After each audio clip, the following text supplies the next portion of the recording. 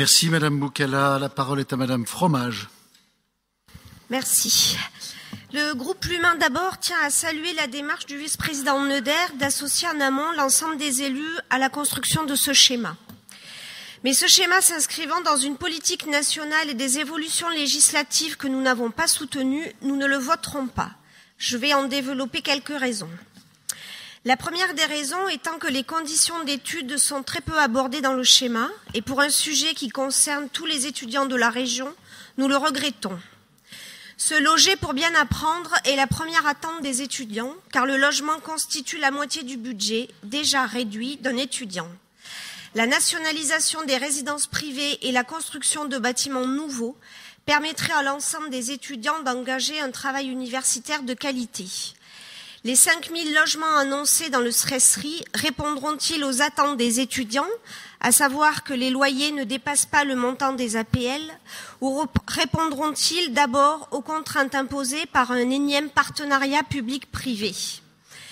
Pour notre groupe, le rôle de la collectivité régionale doit être de contribuer à la mise en place d'une véritable politique garantissant toutes les conditions de réussite des étudiants de notre région.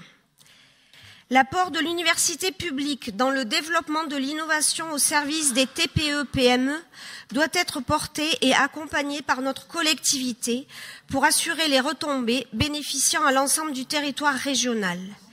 Parce que l'innovation n'est possible qu'avec un soutien fort à la recherche dans tous les domaines, innovation, technique, scientifique, sociale et environnementale.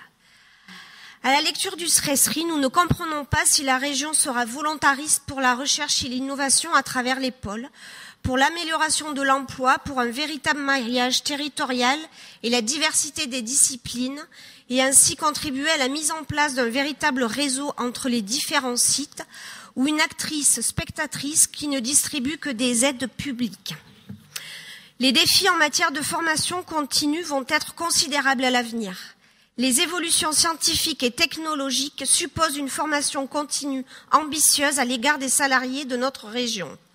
L'université publique doit répondre à ces défis si on l'accompagne et lui en donne les moyens. À la lecture du schéma, on a plutôt l'impression que ce défi sera laissé aux mains d'officines privées ou de pseudo-grandes écoles privées. L'université publique ne peut être à la disposition du secteur privé. Elle se doit d'être le lieu du développement d'une recherche publique dont les retombées bénéficieront au territoire. Pour conclure, à la lecture du Sresri, notre groupe a plutôt l'impression que le Conseil régional cherche à développer un véritable partenariat public-privé plutôt que de sceller de véritables liens avec l'enseignement, la recherche et l'innovation publique.